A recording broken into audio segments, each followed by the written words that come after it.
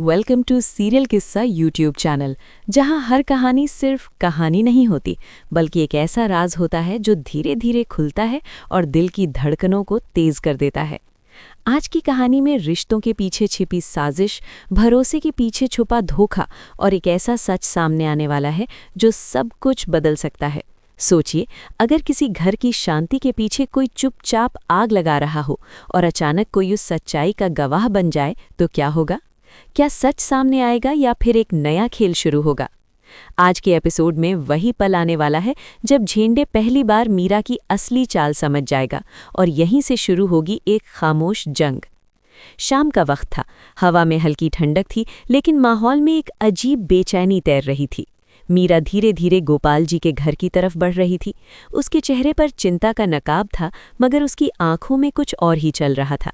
दरवाज़ा खुला और अंदर बैठकर गोपाल जी उससे बात करने लगे।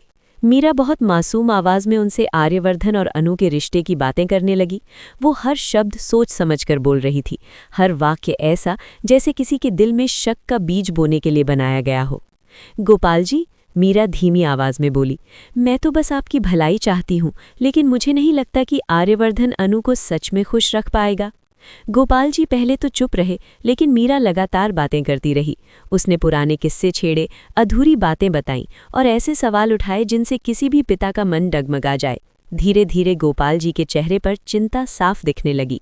उन्हें लगा शायद मीरा सही कह रही है, लेकिन उन्हें क्या पता था कि उनकी हर बात, हर शब्द घर के बाहर खड़ा एक इंसान सुन रहा था।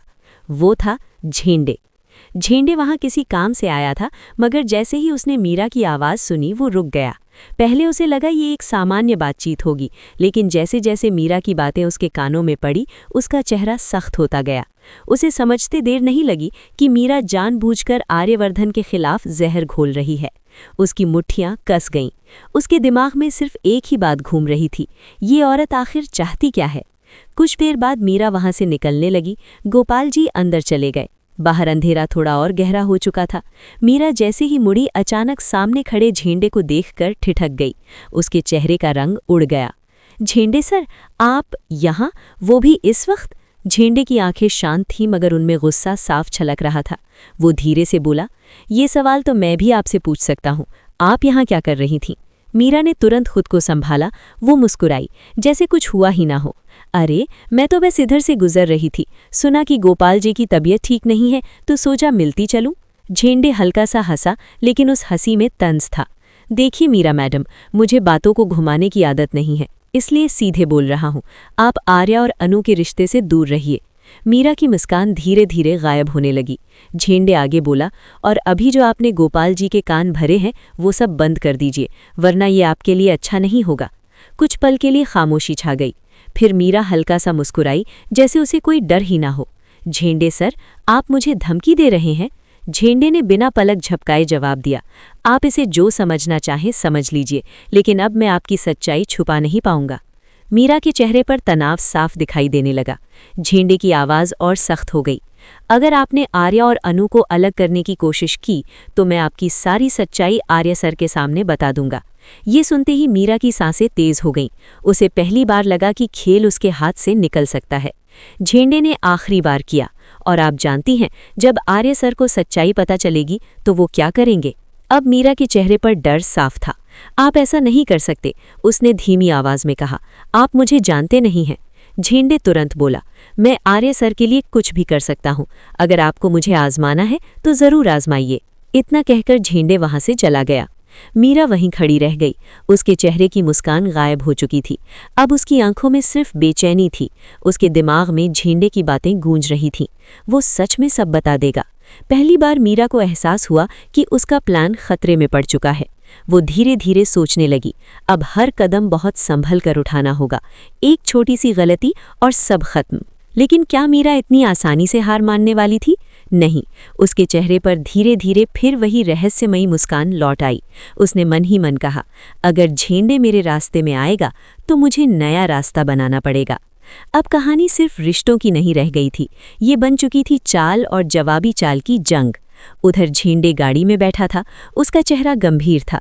उसके दिमाग में एक ही सवाल घूम रहा था, क्या उसे तुरंत आर्यवर्धन को सब सच बता देना चाहिए? अगर वो बता देता है तो शायद आर्य और अनु का रिश्ता बच जाएगा, लेकिन अगर उसने जल्दबाजी की और मीरा ने कोई नई चाल चल दी तो सब उल्टा भी पड़ सकता है।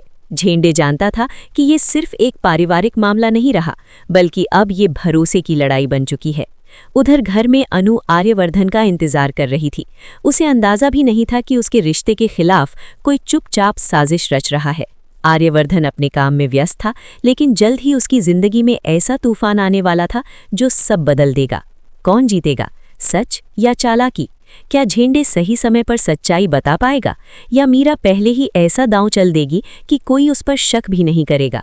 अब हर रिश्ता एक परीक्षा से गुजरने वाला है और आने वाले एपिसोड में भावनाएं, टकराव और खुलासे अपने चरम पर पहुंचने वाले हैं। तो दोस्तों, आपको क्या लगता है, क्या झेंडे को मीरा की सच्चाई तुरंत आर्यवर्धन को बता देनी चाहिए या अभी सही वक्त का इंतजार करना चाहिए? अपनी राय हमें कमेंट में ज़रूर बताइए, क्योंकि आपकी सोच ही तय करती है कहानी का अगला मोड़। अगर आपको ऐसी ही सस्पेंस और ड्रामा से भरपूर कहानियां पसंद हैं तो वीडियो को लाइक ज़रूर करें, अपने दोस्तों के साथ शेयर करें और हमारे चैनल सीरियल किस्सा को सब्सक्राइब करना बिल्कुल मत भूलिए, क्योंकि यहाँ हर एपिसोड में खुलता है एक नया राज, हर कहानी में छुपा होता है एक नया ट्विस्ट, और अगली कहानी शायद आपके सोच से भी ज़्यादा चौंकाने वाली होने वाली है। मिलते हैं अगले वीडियो में, सिर्फ और सिर्फ सीरियल किस्सा पर।